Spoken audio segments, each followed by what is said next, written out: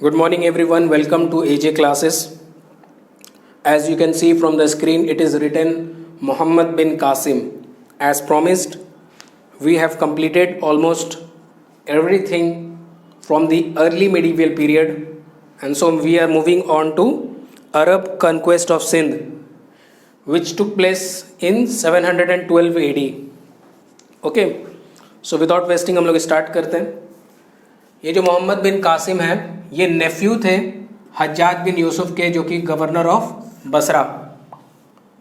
Hajjaj bin Yusuf was the governor of Basra and he sent his nephew and son in law. Nephew भी था and son in law, मतलब दामाद जी. ठीक है, सन in law को भेजता है जिसका नाम है मोहम्मद बिन कासिम. और इसका फेमस क्वेश्चन यही आता है कि वो 712 एडी में अटैक किया था. कहाँ किया था, उस समय का राजा कौन था. ठीक है, खैर इसके पीछे अटैक क्यों किया, अगर इसके पीछे का हिस्ट्री देखिएगा तो वो इसलिए किया था क्योंकि हज्जाज बिन यूसुफ को सेलोन जो नाम है, ये श्रीलंका का पुराना नाम है. ठीक है,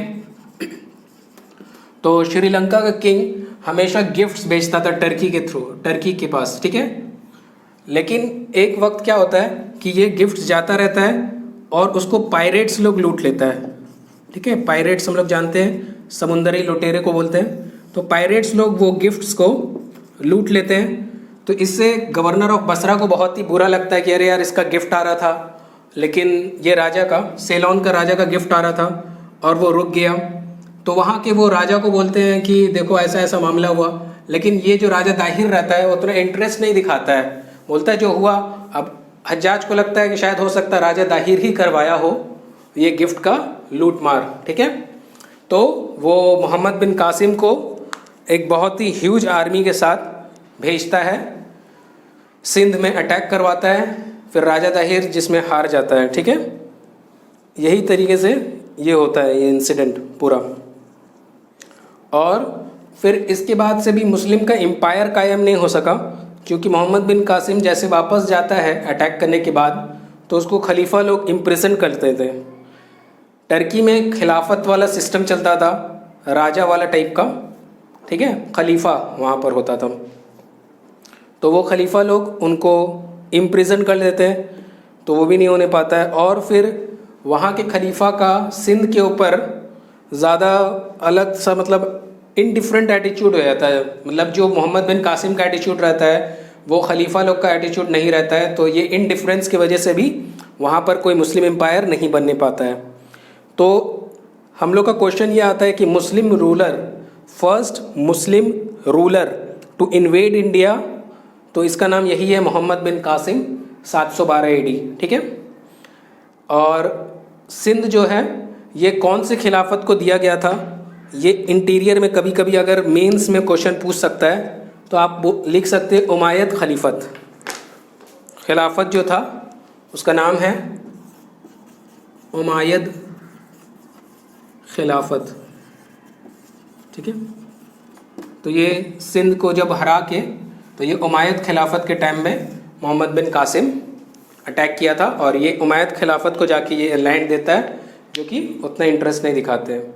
नेक्स्ट में हमारे पास, आपके पास आने वाला है महमूद गजनी. तो ठीक है, इसी तरीके से चलेगा. क्या हो रहा है कि इसमें आपका क्वेश्चन आंसर भी कवर अप हो जा रहा है और नोट्स भी कवर अप हो जा रहा है. इसी तरीके से मिडिवल हिस्ट्री चलता रहेगा.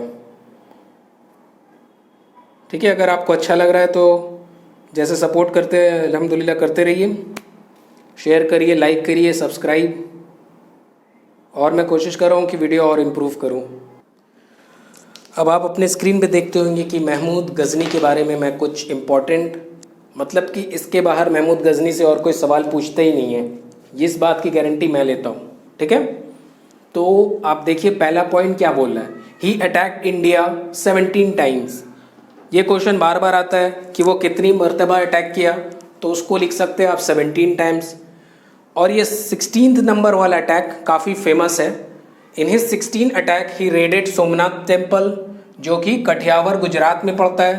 क्वेश्चन में ये भी पूछ सकता है कि वो कहाँ सिचुएटेड था. डेट बार बार पूछता है. 1025 एडी में हुआ।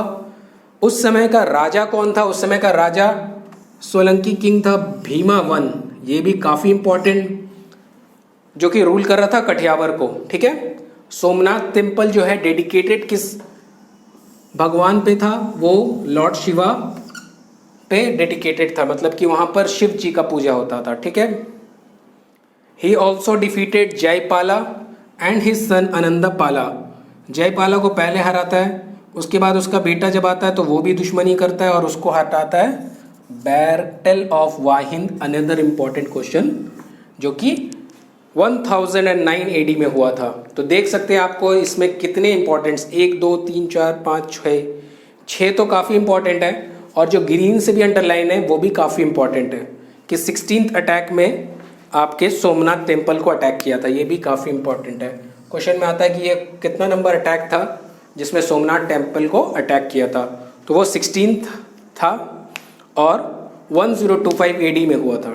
ठीक है, अब जो हमारे पास नेक्स्ट उन्हीं के बारे में एक 3 बुक है, मैं उसको शेयर करूंगा।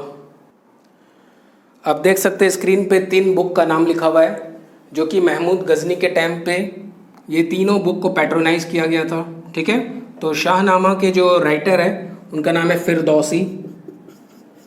फिरदौसी।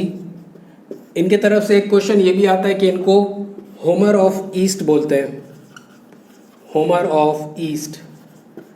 ठीक है, होमर बहुत अच्छे पोएट हैं, उन्हीं से उनको खिताब किया जाता है। ठीक है, किताबुल हिंद और तहकीक हिंद, ये तो BCS का मतलब मुझे लगता है कि सबसे इंपॉर्टेंट, बार बार रिपीट करता है ये वाला क्वेश्चन।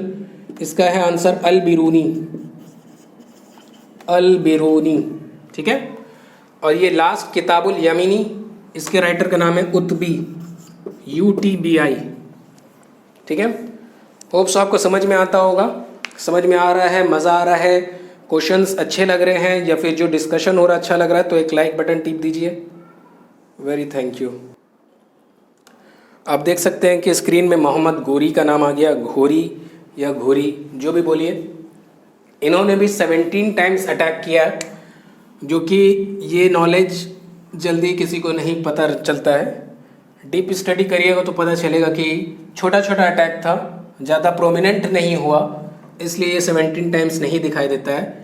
2 काफ़ी प्रोमिनेंट अटैक्स हुआ, मोहम्मद गोरी और पृथ्वीराज चौहान पार्ट 3 के साथ, वो जो हम डिस्कस कर रहे थे। 1191 में battle of Tarain, first battle of Tarain, TARAIN। ठीक है, और सेम उसके नेक्स्ट ईयर में ही second battle of Tarain. First में क्या होता है कि पृथ्वीराज चौहान जीत जाते हैं और गोरी का डिफीट हो जाता है, लेकिन फिर से वो एक ह्यूज आर्मी लेके अटैक करता है और इस बार पृथ्वीराज चौहान को वो अपने कब्जे में कर लेता है। ठीक है, और पृथ्वीराज चौहान जो है ये राजपूत किंग था, राजपूत। ठीक है, ये 1194 में एक बहुत ही फेमस बैटल हुआ था, बैटल ऑफ चंदावर। ये मोहम्मद गोरी और जयचंद के बीच में हुआ था।